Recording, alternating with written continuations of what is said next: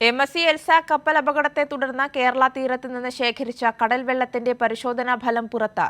വെള്ളത്തിലോ മീനുകളിലോ ഹാനികരമായതൊന്നും കണ്ടെത്താനായില്ലെന്ന് റിപ്പോർട്ടിൽ പറയുന്നു.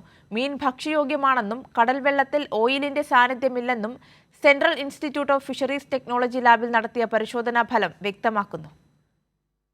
തീരമേഖലയ്ക്കും മത്സ്യത്തൊഴിലാളികൾക്കും ഏറെ ആശ്വാസമാകുന്ന പരിശോധനാ റിപ്പോർട്ടാണ് പുറത്തു വന്നിരിക്കുന്നത്. കപ്പൽ മുങ്ങിയതിന് പിന്നാലെ മത്സ്യം വാങ്ങുന്നതിൽ ആളുകൾ വിമുഖത പ്രകടിപ്പിച്ചിരുന്നു. ഇതോടെ തീരമേഖലയ്ക്കിത് വലിയ തിരിച്ചടിയാവുകയും ചെയ്തു. ഈ സാഹചര്യത്തിലാണ് പരിസ്ഥിതിക്കോ കടലിനോ ദോഷകരമായ ഒന്നും ജലത്തിൽ കലർന്നിട്ടില്ലെന്ന പരിശോധനാ റിപ്പോർട്ട് പുറത്തു വന്നിരിക്കുന്നത്.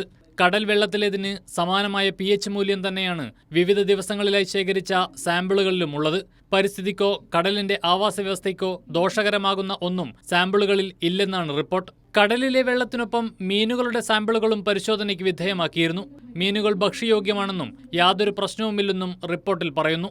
മീനിന്റെ മണത്തിലോ രുചിയിലോ മാറ്റമൊന്നും വന്നിട്ടില്ല. ഇതോടൊപ്പം കടലിൽ മറൈൻ ഓയിലിന്റെ സാന്നിധ്യം കണ്ടെത്താനായിട്ടില്ലെന്നും റിപ്പോർട്ട് വ്യക്തമാക്കുന്നു.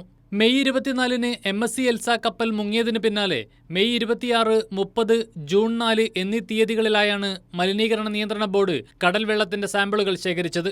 കപ്പലിൽ നിന്നുള്ള വസ്തുക്കൾ അടിഞ്ഞുകൂടിയ 9 ഇടങ്ങളിൽ നിന്നാണ് സാമ്പിളുകൾ ശേഖരിച്ചത്.